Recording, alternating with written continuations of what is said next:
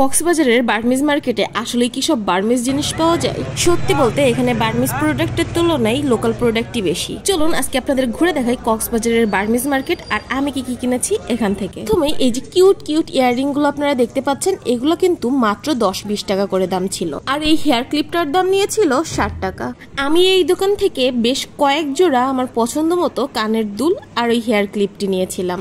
এখানে গলার মালা, কানের দুল, ব্রেসলেট সহ আরো অনেক অনেক আইটেম আপনারা পাবেন। আমি আপনাদেরকে কোনো নির্দিষ্ট দোকান সাজেস্ট করছি না, কিন্তু আপনারা চাইলে আলমাস কমপ্লেক্সের এই ফয়েজ ঝিনুক স্টোরটা একবার ভিজিট করতে পারেন। আমি এখন আছি অন্য একটা দোকানে। এখান থেকে আমি একটি আসল মুক্তার গলার আর কানের সেট নিয়েছিলাম। সেটটি এত কিউট আর এলিগেন্ট যে আমি এটা যে কোনো দেশীয় আউটফিটের সাথে ক্যারি করতে পারবো। এখানে এখন যে আপনারা স্লিপার গুলো দেখতে পাচ্ছেন, এগুলো তারা বার্মিজ বললেও এগুলো কিন্তু বার্মিজ প্রোডাক্ট না, এগুলো আমাদের লোকাল মার্কেটের প্রোডাক্ট। আমরা প্রতিটা দোকান ঘুরে ঘুরে দেখছিলাম যে কোন দোকান থেকে আমরা কোন জিনিস বাড়ির জন্য নিয়ে যেতে পারি।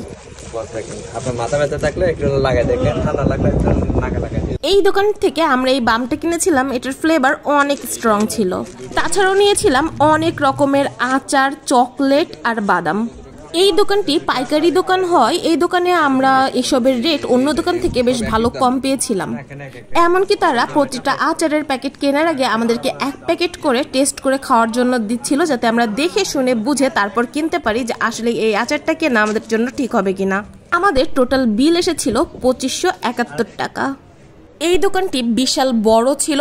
আপনারা কম দামে ভালো জিনিস কিনতে চাইলে এরকম বড় বড় দোকানগুলোতে ঢোকার চেষ্টা করবেন, তাহলে আপনারা পাইকারি রেটে জিনিস কিনতে পারবেন। এই বার্মিজ মার্কেটে আপনারা পাহাড়িদের বোনা ব্যাগও পেয়ে যাবেন।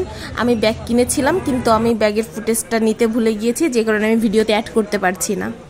এখানে কোনো দোকানই আমি এক দরের দেখিনি, সুতরাং আপনাকে দামাদামি করে তারপর ভালো জিনিস বুঝে কিনতে হবে।